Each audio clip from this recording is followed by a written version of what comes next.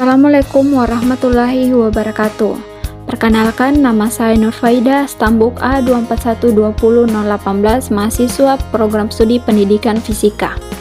Di sini saya akan menjelaskan mengenai reaksi fisi inti. Jadi, fisi nuklir merupakan proses pembelahan inti berat menjadi dua atau lebih inti yang lebih ringan dengan melepaskan energi. Umumnya, pembentukan nukleus gabungan ketika nukleus dengan A lebih besar 230 menyerap neutron datang. Beberapa nukleus gabungan kemudian akan terpecah menjadi dua atau lebih potongan inti bermassa sedang dan neutron-neutron tambahan. Dapat dilihat pada gambar di mana reaksi fisi terjadi apabila suatu inti berat ditambahkan dengan neutron, deuteron ataupun partikel lainnya. Kemudian, reaksi fisi dapat dibuat dan dijadikan dasar penciptaan energi dalam reaktor nuklir. Selanjutnya, beberapa inti berat akan memecah diri jika ditumbuk oleh neutron termal yang energinya kurang lebih 0,025 eV. Contoh reaksi fisi adalah ledakan senjata nuklir dan pembangkit listrik tenaga nuklir. Unsur yang sering digunakan dalam reaksi fisi nuklir adalah plutonium dan uranium.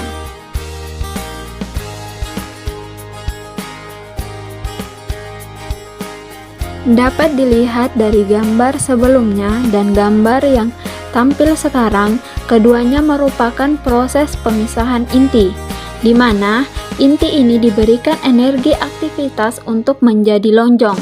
Kemudian terjadi vibrasi kolektif. Kemudian energi eksistensi berubah menjadi rendah, sehingga terjadi isolasi. Kemudian energi eksistensinya berubah menjadi besar, intinya terdeformasi. Baiklah, selanjutnya pada suatu proses fisi yang terjadi diperoleh 4 bagian, yaitu yang pertama, neutron yang dihasilkan dapat melakukan fisi lanjut. Dengan hasil pemecahan jumlah neutron yang semakin banyak akan diikuti lebih banyak fisi, dan seterusnya. Yang kedua, ada dua jenis neutron yang dihasilkan, yakni neutron langsung dan neutron tunda, di mana neutron langsung merupakan neutron yang dipancarkan pada saat pemecahan fisi, sedangkan neutron tunda dipancarkan setelah terjadinya kerusakan pecahan-pecahan inti berat. Selanjutnya, neutron yang dihasilkan dapat hilang sehingga diperlukan moderator. Nah, moderator ini merupakan berupa air biasa, air berat, dan karbon. Selanjutnya, yang terakhir, tidak selalu 3 neutron yang muncul pada suatu proses fisi. Secara rata-rata, neutron yang dihasilkan kurang lebih 2,5. Baik, selanjutnya keistimewaan atau kelebihan dari reaksi fisi nuklir, yaitu yang pertama, sebagian besar energi yang dihasilkan sebagai energi kinetik pecahan fisi. Kemudian, jumlah neutron yang dihasilkan lebih dari 1, sehingga dapat menghasilkan fisi berantai. Yang terakhir, satu-satunya reaksi nuklir yang dapat dikendalikan.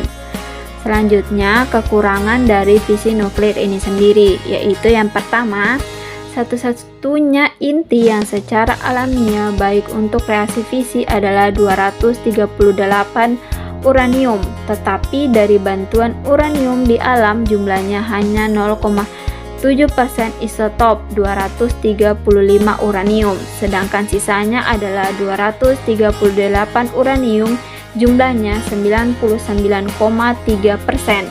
sedangkan 238 uranium tidak fissionable. Yang kedua, neutron yang dihasilkan bergerak cepat dengan energi kinetik sekitar beberapa mF. Yang ketiga, neutron dapat hilang. Dan yang terakhir, energi yang dihasilkan menghasilkan panas yang berlebihan yang dapat merusak teras reaktor sehingga memerlukan pendinginan.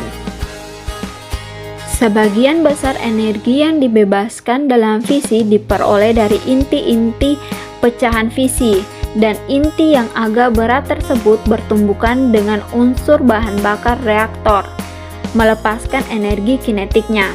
Energi yang hilang tersebut berubah menjadi panas dalam unsur bahan bakar dan harus diambil untuk berperan sebagai sumber daya, seperti untuk menggerakkan generator listrik.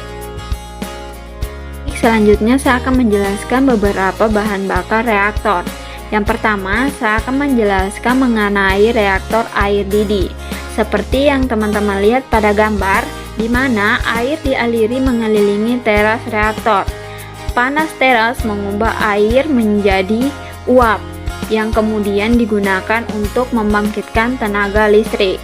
Kelemahannya, jika pipa pada teras reaktor bocor, maka dapat menyebabkan air menjadi radioaktif, sehingga kebocoran pipa dekat turbin dapat menimbulkan bencana karena tersebarnya bahan radioaktif. Selanjutnya, reaktor air tekan. Seperti pada gambar, air yang dialiri mengelilingi teras diberi tekanan agar tidak menjadi uap. Air ini kemudian memanasi sistem air kedua yang melepaskan uapnya ke turbin. Karena tidak pernah memasuki teras, uapnya tidak bersifat radioaktif.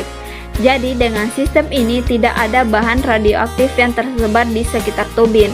Kelemahan dari reaktor air tekan ini sendiri yaitu kapasitas panas air yang kecil sehingga tidak efisien mengambil panas pada teras reaktor.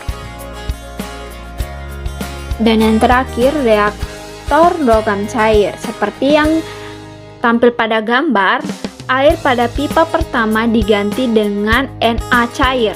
Na cair digunakan karena titik didihnya berada di atas titik didih operasi, sehingga tidak memerlukan tekanan besar untuk mempertahankan dalam wujud cair.